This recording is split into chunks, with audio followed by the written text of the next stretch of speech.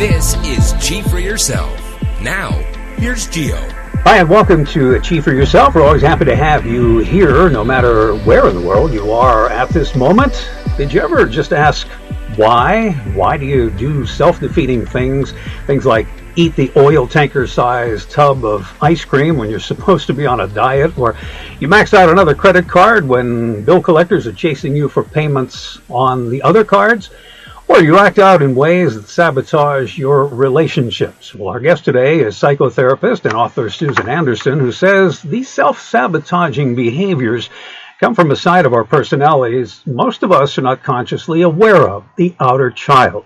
In fact, her book is called Taming Your Outer Child, Overcoming Self-Sabotage and Healing from Abandonment. Susan Anderson is founder of the Outer Child and Abandonment Recovery Movement. She has devoted the past 30 years of clinical experience and research to helping people resolve abandonment and overcome self-sabotage. And Susan, before we get into the book, I'm going to ask you, was there anything in your personal life that sort of moved you toward working in this direction? You spent a lot of time at it. I'm just wondering if something kind of was a moment that led you to write this book.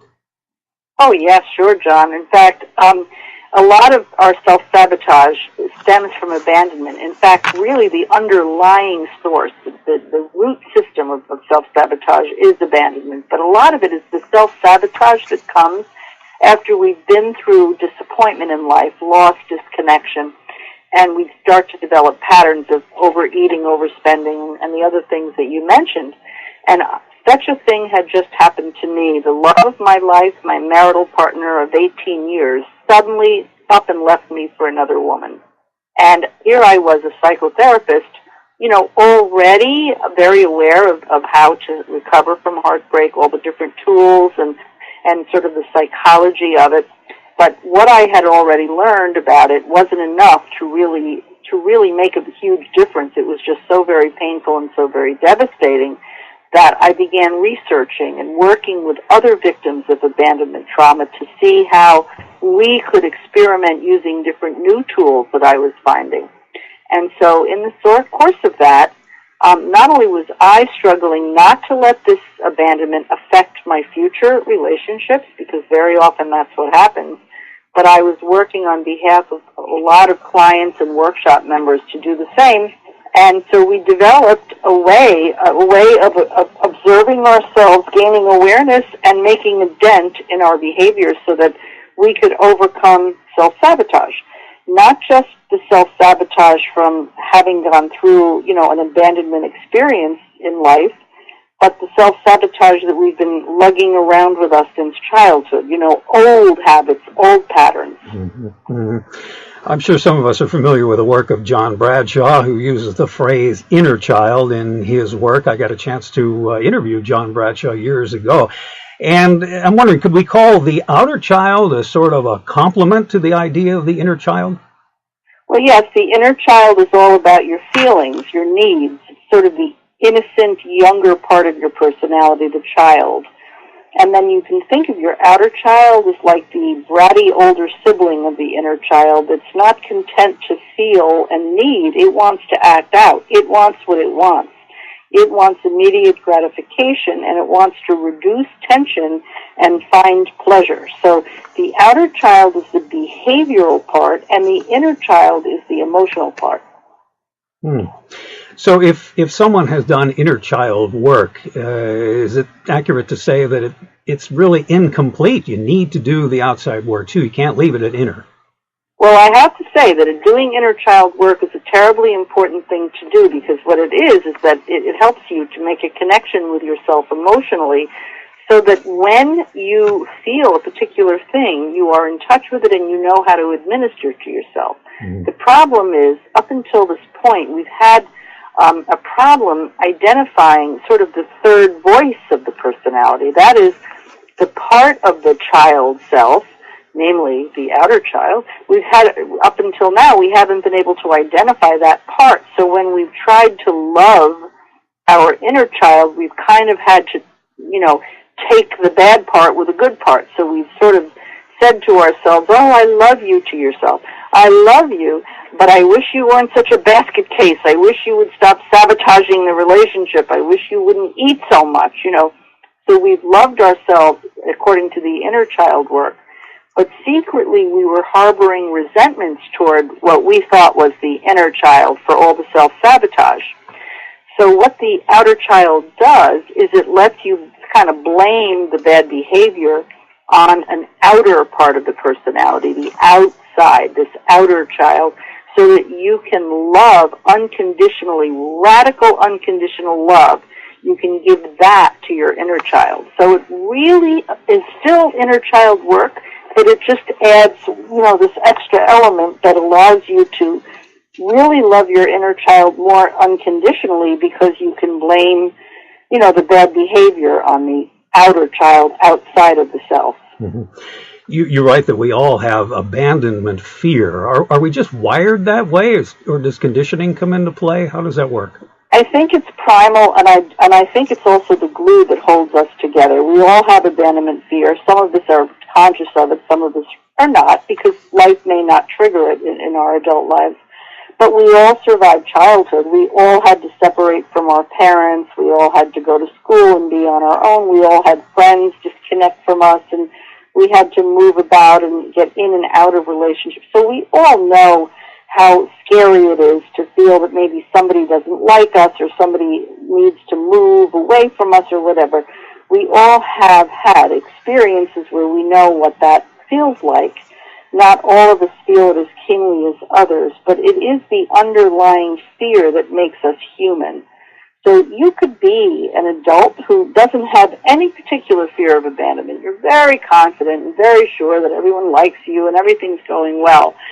But you could have something happen in your adult life, a rejection, not getting a promotion, one of your friends could not call you back, and you could suddenly discover that you really do have that fear. It gets triggered, and when something large happens, like a relationship ends, that fear can bring you to your knees, even though you had no idea that it was sort of in there, part of you all that time. Mm-hmm. Well, since abandonment fear is primal, is there a certain time of life when that outer child sort of makes its grand entrance, when it really becomes out there for us to see? Well, I think that the outer child starts to really get its muscle when we're, at like the ages of 6 and 7, when we're ready to take action. Up until that point, we're kind of in this helpless position. We're sent to kindergarten. We have to go through the separation. We may cry all afternoon. We may get angry and sort of lash out, or we may feel frustrated and pound our fists on the high chair. But when we get to be 6, 7, 8, we start to defend ourselves. We start to get more control. So I think the outer child is the part that develops when we're ready to kind of, take life in our hands and start doing things. Of course, the things that we do to help ourselves may work when we're kids. Let's say our parents are fighting, and it just makes us feel so anxious and so awful to hear them. So we need a way to defend ourselves. So the outer child, which is sort of our buddy who's going to help us out, it's the part of the personality that says, okay, let's go shut the bedroom door and block out the noise, or let's leave the house, or let's just shut down so we don't feel anything. That part of the personality, that outer child part, is helping us when we're 7, 8, 9 to protect us from the anxiety of hearing our parents fight. But when we get to adulthood, shutting down or, closing ourselves behind a door or just leaving a relationship is not a healthy way to handle the conflicts that come up in relationships. So what started out maybe as a great habit for childhood, it gets ingrained, but when we become adults, we kind of wish we didn't react that way. Mm-hmm. Would it be wise or even possible to teach prospective parents about the outer child and then maybe minimize the effects on their child? Oh, yes. Parents are in the best position of all because they can actually help to separate emotions from behavior. Like if your child is let's say let's say a little girl is slapping her brother, little children playing, the father can say, I know that you're very upset at your brother because he took your toy, but hitting is not acceptable. So parents are in the perfect position of teaching how to separate feelings from behavior. You can have your feeling, that can be validated, but feelings are not an excuse for unacceptable behavior. So children can learn that they can have their feelings, they can talk about their feelings, they can have their feelings validated, but that doesn't mean that feelings are an excuse to act out inappropriately. Mm-hmm. As I look through the book and I realize how this can be a hindrance to our everyday life, it kind of reminds me of the problems that military personnel encounter after exposure to battle. Is there a similarity there, a connection? Yes, because, when the kind of post-trauma that people who've been in military situations experience, they find themselves operating on automatic pilot. So when all these things trigger them, they can't protect themselves from all the triggers because they don't know when a particular trigger happens. Let's say they were in battle and there were loud booming noises of gunfire and explosions, and now they're out in the world and they hear a thunderclap and they involuntarily jump because the fear of the battle has been awakened again, and that's exactly what happens in adult life in other situations that aren't maybe as dramatic as so-called battle fatigue, battle trauma, war trauma. Mm-hmm. It may be abandonment trauma, and they might sense that their loved one is pulling away a little bit, and they might go into a terrible anxiety, and they might panic and withdraw, or become too needy, the opposite of withdraw. They might cling, as an automatic involuntary response to that panic. But really what it is, it's the kind of battle fatigue, but instead of having it be caused by a war or a military situation, it was caused by, an abandonment situation where someone they loved may have broken up with them, or something of that sort happened in the past. Mm-hmm. Since our outer child is defensive, is it wise to stay on the lookout for perceived slights to act on, or does that just make you more defensive? How do you keep sort of a monitoring of that? Well, the defensive is the perfect word for outer child. Outer child represents the defense mechanisms, and outer child is super defensive. So here we want to be open-hearted and open-minded and go into a situation, let's say a new romantic situation. We don't want to be defensive. We don't want to get insecure and clam up or get angry, and we don't want to keep texting the person because they didn't call us back or whatever. We want to be, less defensive. And so what do? How do you kind of work on this self-sabotage? This over-defensiveness that we have, which is involuntary and automatic. It's something that just we do sort of as a knee-jerk reaction to being triggered. So what do? So the answer is it's a way of connecting. It's a new relationship that you build with the self. It's a way of connecting to the self. And it is a new relationship that you're developing with yourself. And it involves insight, but it also involves doing. You don't think your way out of self-sabotage. You do your way out. So it's a program that involves taking actions that are positive and constructive, and they help you actually replace bad old habits with healthy, constructive new habits. Our guest on this Chief for Yourself is Susan Anderson, author of Taming Your Outer Child, Overcoming Self-Sabotage and Healing from Abandonment. I think of the so-called strong-willed person. This isn't about will, is it? This is something else. If only it could be about will. Willpower, some people have very good willpower and some people don't. And we need to find remedies for people who don't have the world's best willpower. And when it comes to some of our habits, even people who have good willpower about certain things find it doesn't serve them in other areas. So actually willing something to come into existence, willing something to be within the self, doesn't necessarily make it happen, if only it could.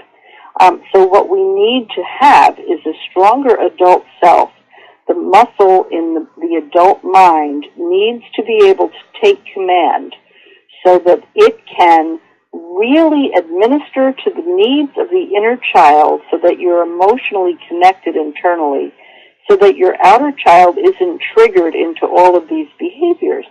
But that doesn't happen by osmosis. Isn't that sound like one of those easier said than done things?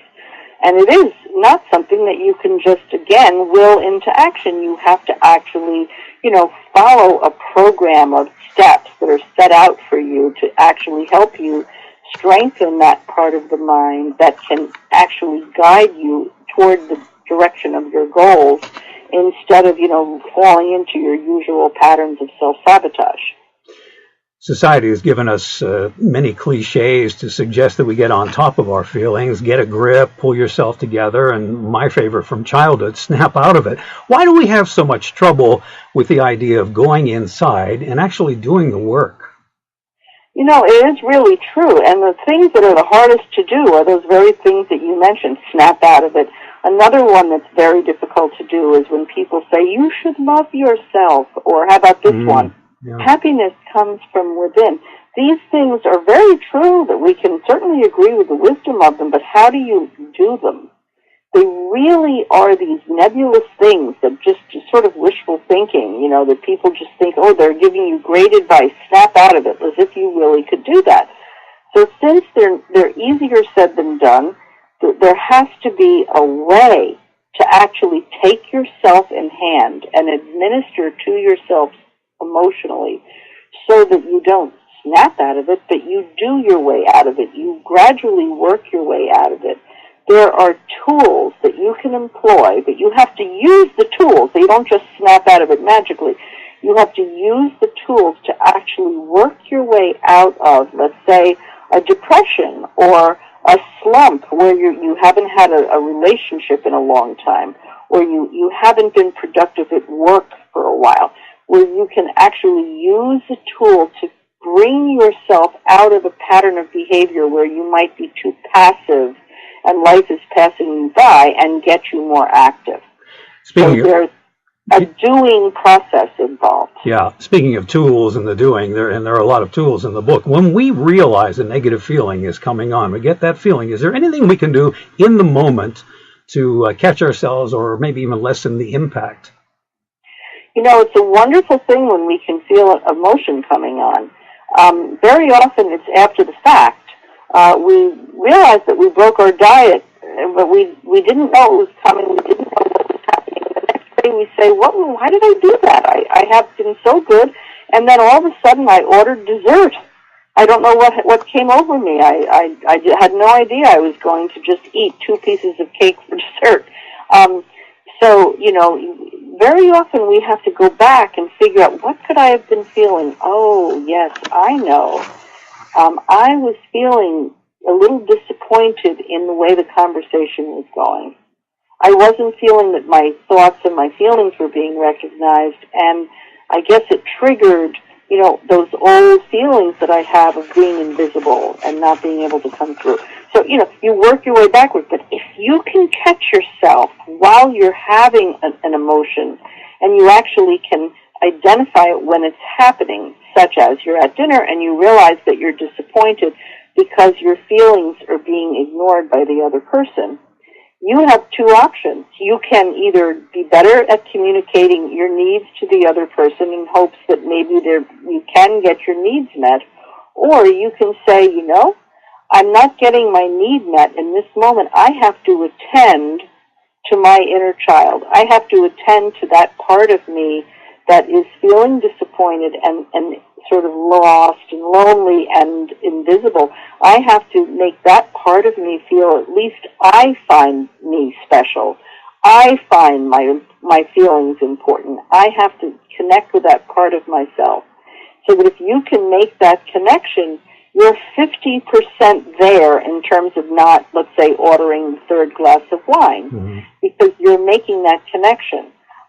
But being aware of it is only 50%. The other half is making a conscious action that actually is healthier for you. And for that, you need practice and muscle. You have to develop that muscle to to be able to act that healthier way. To sort of backtrack for just a second on what you said a moment ago, the idea of self-love. Someone hearing this conversation might realize that they are short on self-love.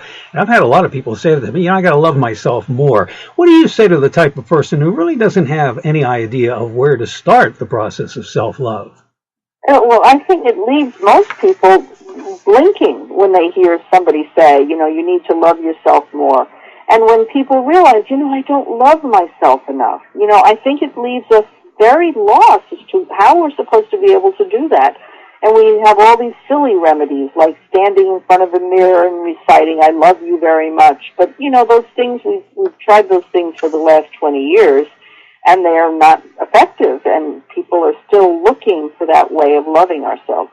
And the fact is there is a way to increase self-love, but it's not magic. It doesn't happen, 1, 2, 3. It's something you work toward. And it involves taking loving actions toward yourself. So in order to do that, you first have to form a relationship with that self, that sort of lost inner part. And when you have that relationship, which is very easy to create through the use of using your imagination to create personifications, your inner child and your adult self. When you have that connection, you can then look to your inner child and you can say, I know I let your outer child have a third glass of wine and I let outer child get away with murder. But what could I have done to help you in that situation? And your inner child might say something like, well, I don't trust you. You are asking me, but you don't really care what I want. And your adult self might say, yes, I really want to hear, what can I do to meet your needs? What can I do in a situation like that to make you feel better? And you will get answers from your inner child about what you could do to make your inner child actually feel happier when you're in a situation like that. And you can listen to that voice of your own and get ideas about how to change your behaviors moving forward. There is a consciousness element to this work. It's not a one-and-done process. You need to keep tabs on the outer child's doings, even when you make progress. In other words, outer child really isn't going away, is it? No, outer child is a perfectly natural part of our personality. It's the part that acts out automatically. So, we have a whole very big part of our brain is devoted to developing habits, habit formation, so that we don't have to constantly think. We can act without thinking and preserve our thinking skills for other more important tasks. So there's a part of our brain that wants to act out habitually. It's just that we want to train that part of the brain, to act out on our behalf and not break our diet and run up our credit cards. We want it to do good things instead of destructive things. But when you say the word conscious, you're right on it, because what it's all about is becoming more conscious. And that's another one of those easier said than done things. Become more conscious. But we know from studies of meditation and yoga, there are tools to help us become conscious. And meditation and yoga are tools. So we know there are tools out there to increase consciousness. Those tools also help us become conscious of what we're feeling. And in addition to meditation and yoga, there are other ways of using the imagination and other ways of using behavioral steps, which are tools, very effective, that can actually make a difference. Yeah, I like that you mentioned meditation and yoga. I'm wondering, is there a place in the process for affirmation? Affirmations in the mirror, telling yourself you love yourself, I think fall short, but affirmations of genuine self-acknowledgement are very meaningful and profound and do have a profound effect. But when you combine that with your imagination, now you have a real power tool. Now you have a human bulldozer. So if you can imagine, using your imagination, not your belief system, not the need to believe, but just the part that can pretend and imagine, if you can imagine yourself solving problems that you now have in the future, that you're already solving them, they're already solved, imagining how wonderful you feel, you can imagine that you can affirm that you solve those problems. You can imagine a point when you are actually being self-affirming. You don't even have to believe that you'll get there. You just have to imagine yourself doing that, being a self-confident, self-affirming person who really believes in himself and really is able to achieve goals. And you can picture that. Picturing that actually puts an image on the screen of the mind. It actually embeds a sort of a skill set, let's say, a skill set in the brain. It exercises, a skill set in the brain because your brain kind of rehearses achieving those things, and it creates a space that makes it more possible for you to achieve those things. So affirmations are very powerful, and when you combine them with your imagination, you have a real power tool. Your website is outerchild.net, and there's lots of great information there. If I'm not mistaken, you're soliciting people to send you their own outer child experiences. Is that right? Oh, yes. I've been collecting for a very long time. I've been collecting outer child traits from other people. People send me their unique outer child behaviors, and some of them are hilarious, and I share them in my workshops and in my book. I write them into my next book. And some of them are just so human, and so many of us can identify with them. But people send me their traits, and I collect them. I'm doing a data collection on an anecdotal basis, and I have thousands of examples. Well, it's nice to know, too, that there is a humorous side to the work as well. It's not all seriousness and long faces. It is not. It's taking your personal inventory and laughing, because it helps us really get humble with ourselves and realize how human we are. It's great to do in a group. The favorite group activity.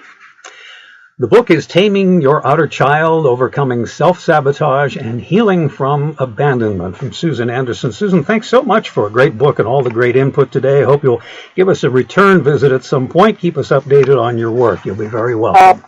Thanks for having me.